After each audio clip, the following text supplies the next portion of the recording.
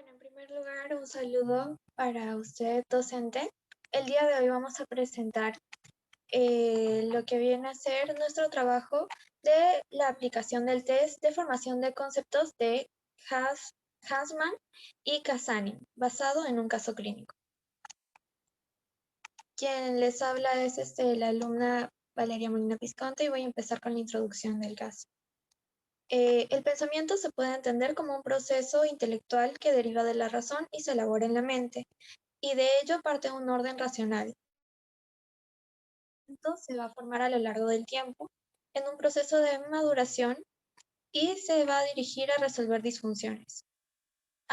Existen distintos problemas en el pensamiento que podrían desencadenar alguna alteración psicopatológica e incluso algún tipo de trastorno psicológico y o mental que pueden acarrear dificultades en la vida diaria, en el desempeño de áreas sociales como la educación y el trabajo, y en general proveer la manifestación de alguna forma de pensar y actuar que genere malestar físico y o psicológico, influyendo en el bienestar y la plenitud de la vida de la persona. A la vez que se empieza a manifestar una alteración en su interacción y convivencia en lo que viene a ser sus relaciones interpersonales. Para poder identificar las enfermedades mentales, estas se clasifican en el DSM-5, el cual es un manual diagnóstico de estadios de trastornos mentales que se ha elaborado y revisado por la Asociación de Psiquiatría estadounidense.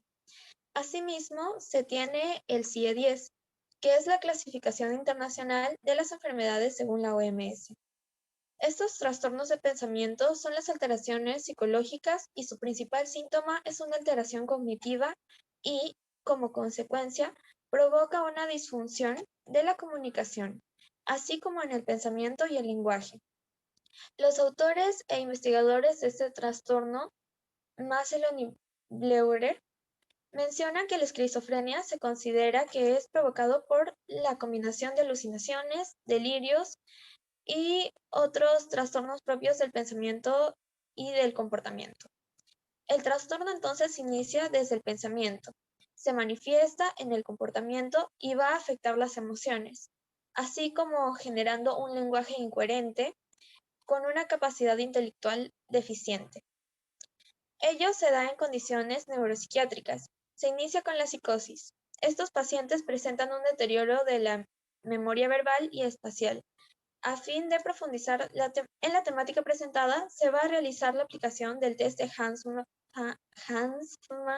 y Casani, con un propósito aptitudinal del razonamiento intelectual en el cual podremos evaluar si existe presencia de algún problema psicopatológico. Primero, ¿qué es el test de Hansman y Casani? Este test tiene como finalidad la evaluación de la aptitud para formar conceptos, el grado de desarrollo de la persona.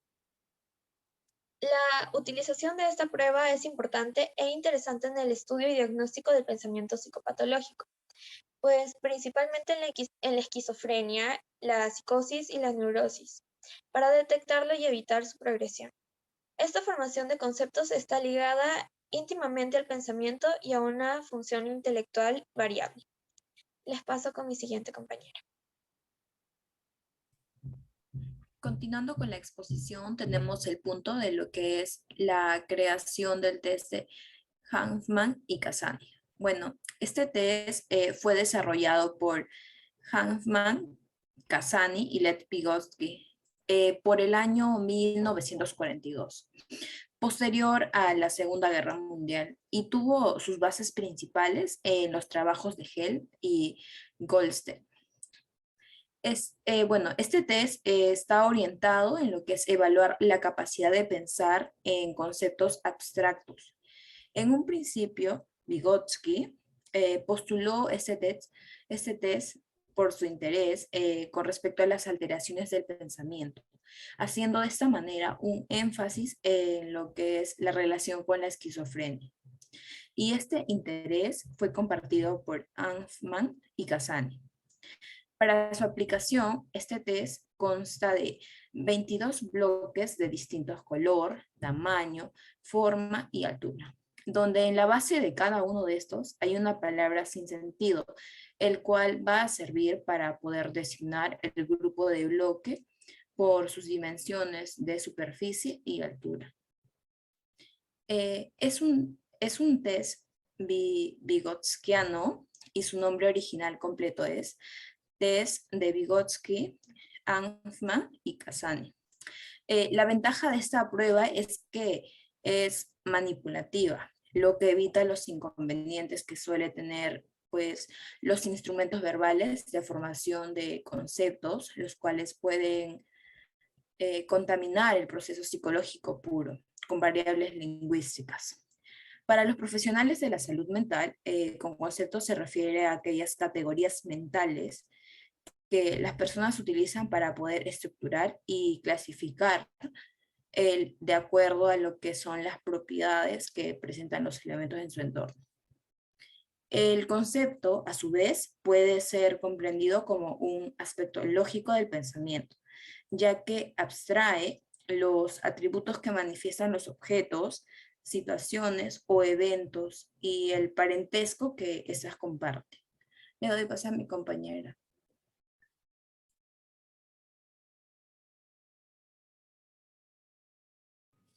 Ahora seguimos con la metodología y aplicación de este test. Para poder empezar, este test emplea 22 figuras geométricas hechas a base de madera, donde cada una de ellas presenta algo distintivo, algo que los distingue, y eso es basado en su color, forma y dimensión. La primera clasificación que tenemos es según el color que presentan, ya que estas piezas varían en 5 colores, los cuales son el amarillo, el blanco, el rojo, el verde y el azul. Según la forma, encontramos 4 piezas cuadradas, 5 piezas circulares, 5 piezas triangulares, 4 piezas trapezoidales, 2 piezas semicirculares y 2 piezas hexagonales. También tenemos en relación a las dimensiones de anchura y altura, en lo cual se encuentran 5 piezas altas anchas, 5 piezas altas y angostas, 6 piezas bajas y anchas y 6 piezas bajas y angostas. Para lograr el objetivo de esta evaluación no solo se emplean las figuras geométricas, sino también un tablero en el cual se encuentra dibujado un círculo en la parte central, dejando expuestas 4 esquinas en las cuales el evaluador tendrá que indicarle a la persona que tiene que colocar los 4 grupos distintivos. Si la persona logra colocar cada pieza en su lugar respectivo, ello indicará que su formación de conceptos está en pleno funcionamiento y no presenta alteraciones intelectuales. Por ende, su función intelectual se ha desarrollado correctamente, atribuyéndolo en una categoría dentro de parámetros de la normalidad. Entonces, la formación de conceptos abstractos en este test se manifiesta cuando la persona logra encontrar el parentesco o vínculo que comparten las piezas, pasando a agruparlos por esa variable en común que ha logrado identificar. Con ello, le doy pase a mi compañera que explicará la aplicación de este test.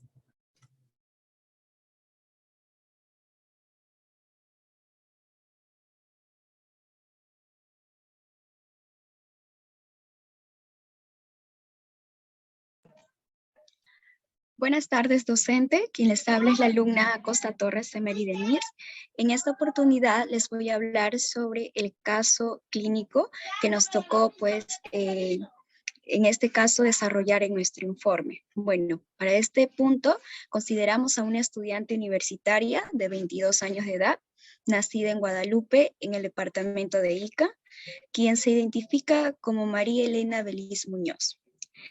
Bueno, ella presenta, ¿no?, un destacado desempeño escolar en su educación secundaria, con buena capacidad para la resolución de problemas matemáticos, cuenta con planes, con plenas habilidades sociales y una correcta relación intrafamiliar, donde no se destacan problemas económicos significativos. Presenta curiosidad por el nivel y el funcionamiento de su pensamiento a través de la formación de conceptos, solicitando su evaluación con el test de Huffman y Casani. Y así voy a dar pase a mi siguiente compañera que continúa con el resto de la evaluación. Bien, buenas tardes, profesor. En esta oportunidad me toca exponer sobre el informe psicológico. Bueno, el informe consta del índice primeramente, en lo cual clasificamos la introducción, el marco teórico, el informe psicológico, conclusiones, anexos, referencias, además de una introducción en la cual está detallada basándose en una breve definición acerca del pensamiento. Mencionamos el DSM-5, el CIE-10, ¿no? Y algunos investigadores acerca del trastorno, en este caso de la esquizofrenia. Bien, como siguiente, el marco teórico, que acá vamos a detallar acerca del test que vamos a elaborar, ¿no? El test de Huffman y Casani. La creación de este test, por quiénes fueron influenciados, en qué año se dio, asimismo la metodología y la aplicación. En esta parte nos indica de qué manera podemos nosotros aplicar ello. También cuenta con la formación de conceptos, la calificación del test, ¿no? Al final de todo, que se consideran en fases. También, bueno, consiste en el informe psicológico en general, que cuenta con los datos del entrevistado, asimismo del evaluado, los antecedentes, ¿no? ¿Por qué acudió a la consulta? La observación generales y de conducta, asimismo los resultados de dicho test. Además, pudimos colocar en el informe lo que viene a ser las conclusiones, algunas recomendaciones por parte nuestra, ¿no? Y eso sería todo. Gracias, profesora.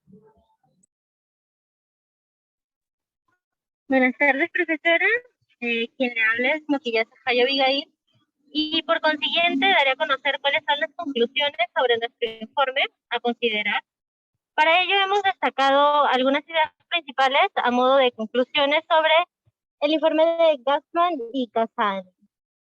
Bueno, como primera conclusión tenemos que el test de Gassman y Casani resulta imprescindible para evaluar la función intelectual del pensamiento y la formación de conceptos, a modo de identificar el correcto desarrollo y funcionamiento de sus pensamientos abstractos. A su vez, trata de identificar deficiencias intelectuales, así como detectar y evitar la progresión de patologías como la esquizofrenia. Como segunda conclusión, tenemos el test de Kaufman y Casani para poder ejecutarse, que emplean 22 piezas de madera, que se pueden agrupar en 4 grupos según las características de su color, forma geométrica y dimensiones en base de su altura y anchura. Estas piezas se deben colocar en las esquinas de un tablero que tienen un círculo dibujado en el medio. Como punto número 3, tenemos que los resultados del test se agrupan en 3 categorías. La primera es la del nivel de pensamiento conceptual, que es el logro mayor y señala un óptimo funcionamiento. Sigue el nivel de pensamiento intermedio, que indica que el pensamiento de la persona es promedio y puede mejorar. Y por último, se ubica el nivel de pensamiento primitivo, que señala la urgencia de entender y orientar psicológicamente a la persona, debido a las deficiencias que presenta para formar conceptos, la alteración de su percepción y una pobreza en su principio de agrupamiento. Para finalizar, tenemos la conclusión número 4, que este tipo de actividades académicas resultan imprescindibles para nuestra formación como profesionales de la salud, ya que nos adentran a un marco práctico de nuestra profesión de la psicología y el abordaje de problemas psicológicos y deficiencias intelectuales. Por mi parte, eso ha sido todo, profesora.